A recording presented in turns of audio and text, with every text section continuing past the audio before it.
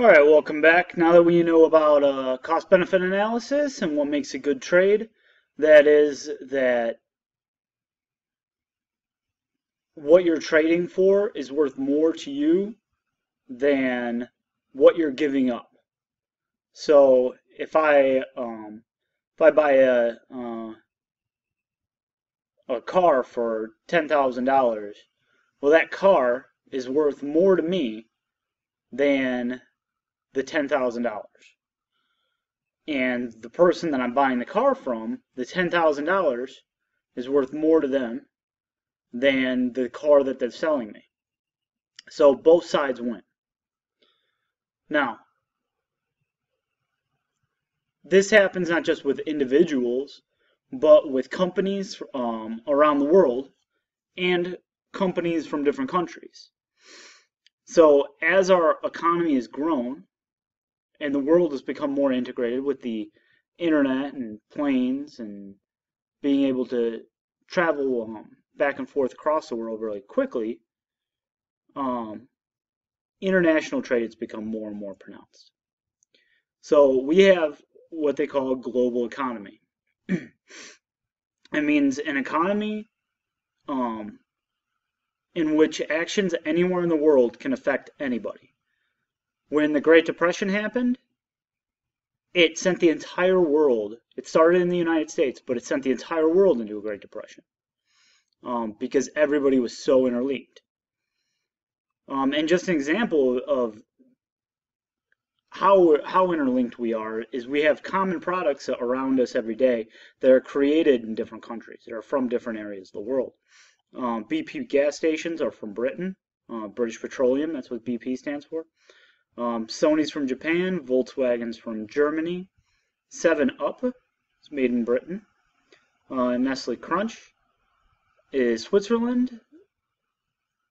Snapple Iced Tea is from the Netherlands, and Burger King is the British version of McDonald's.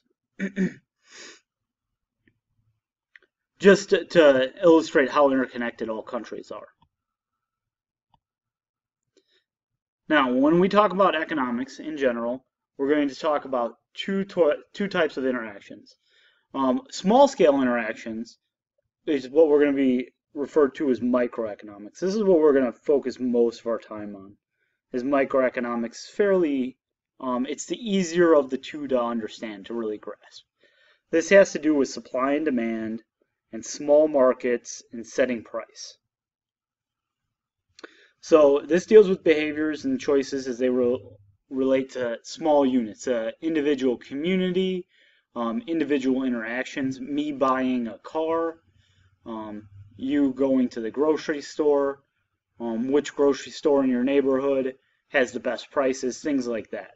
We're not talking about which country has the most powerful economy or the time of money or how the value of money changes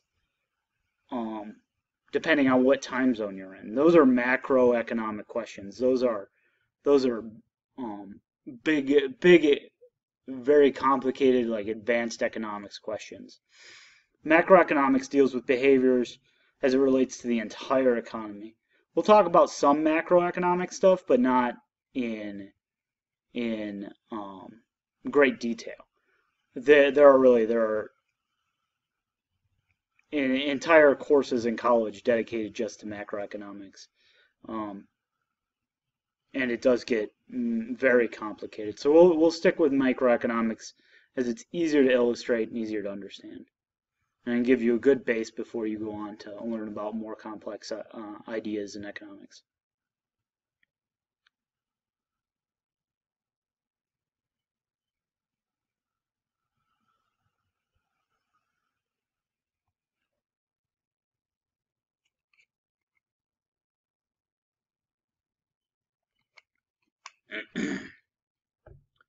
All right, resources are the factors of production for a business. Now, I had mentioned a video or two ago that there are 4 resources, and we're going to talk about them. So, resources are things that businesses need in order to make their products. Okay? Things that they need they need to have so that they can make the things that you want to buy. So, the 4 types of resources. Number 1 is land. Land includes, and this is important, land includes all natural resources, or all lumped under land. Okay, they call it land because that's what like Adam Smith called it, in 1776 when he wrote The Wealth of Nations.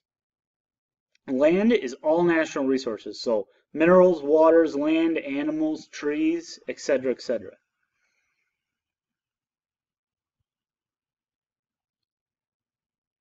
The type of payment you get from owning land is called rent. The second resource you need is labor. Labor are the physical and mental talents that people contribute to production. This is what everybody sells. This is why you go to work, you sell your labor, and you get a paycheck. All right, so the payment for labor is wages. Payment for land is rent.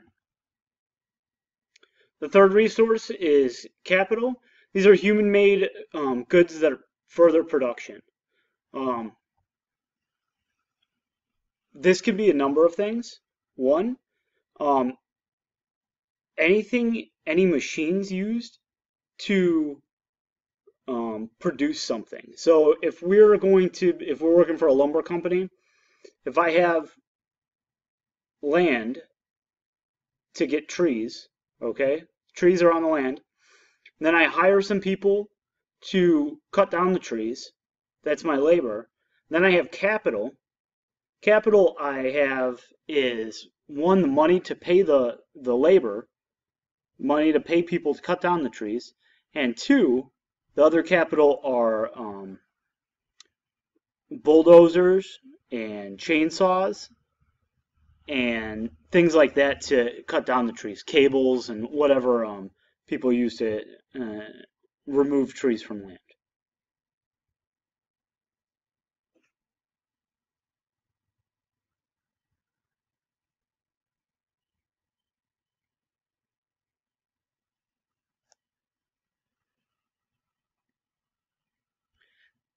And the fourth resource is entrepreneurship. Entrepreneurship is the development of ideas. This is like new and improved things that create entire new industries. The Wright brothers invented the airplane. The airplane becomes an entire industry. Not only do you have pilots flying those airplanes, but you have flight attendants, you have people selling the tickets, you have advertising companies advertising for them, you have people building airplanes, people who have repair the airplanes, people who build airports, people who repair airports, people who work security at airports. All those things, all those people have jobs because then the Wright brothers invented an airplane. And then eventually that built into an entire new industry. Entrepreneurship, think of it as an invention, inventing something new. So famous entrepreneurs are going to be like Steve Jobs,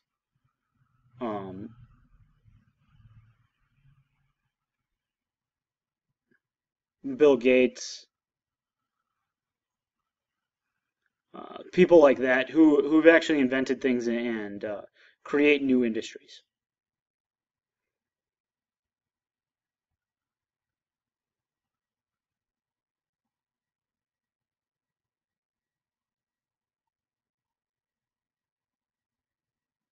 So this is an example of somebody being an entrepreneur. They think like, hey, somebody wants a snack that's healthy and delicious. Hey, let's make a healthy, delicious dessert. So fruit and yogurt smoothies sound terrible to me, but whatever.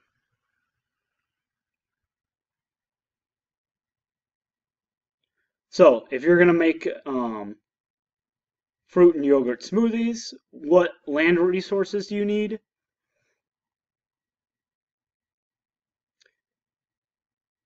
So you would need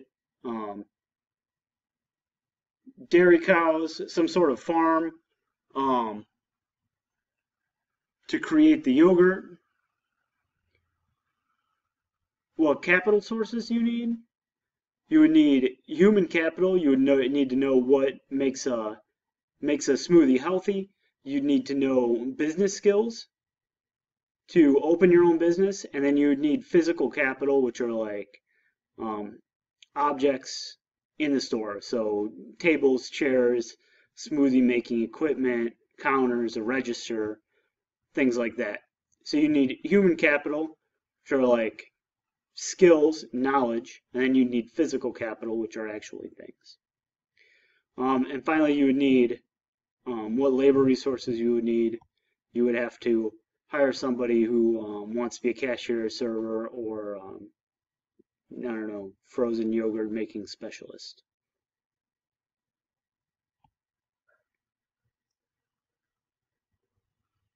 So, which we're asking is what thing on the left, what type of labor is it? Or what type of resource is it, sorry. So your work as a host or a hostess, that's going to be labor. So plastic, what resource would plastic be? Would it be land, labor, capital, or entrepreneurship?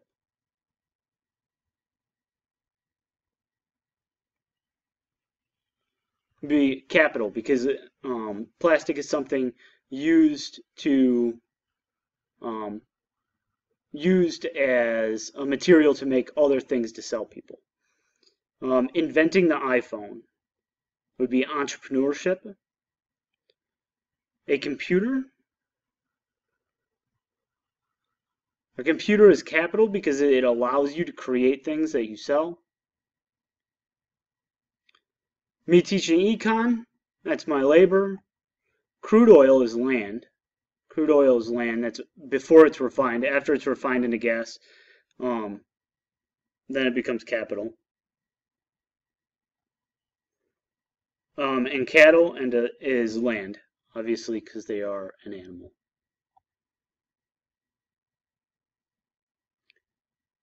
Now, what does a nation decide to produce and how to produce it? This we have to figure out by drawing a production possibilities curve. This is a graph that shows different ways we can use a country's resources. And so it decides what your opportunity costs are for making more of something. The production possibilities frontier is a line on the curve that shows maximum output that an economy can produce. So this will make more sense in a second. Well, you're stranded on an island, you can either go fishing or collect coconuts. Say we do both. So if you only collect coconuts, you can get 30 coconuts. But if you only go fishing, you can get 40 fish.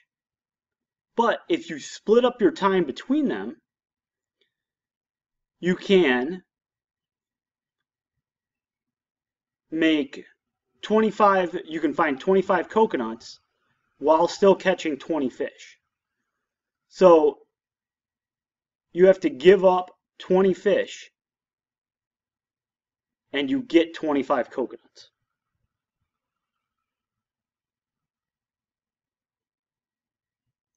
That is, you have to give up 5 coconuts for to gain 20 fish. So your opportunity cost for getting 20 fish is 5 coconuts. Your opportunity, or another way of saying it, your opportunity cost of getting 25 coconuts, okay, your opportunity cost of getting 25 coconuts is 20 fish. Because you would have gotten 40 before, now you're down to 20 fish. And so you have to give up those 20 fish to get to 25 coconuts.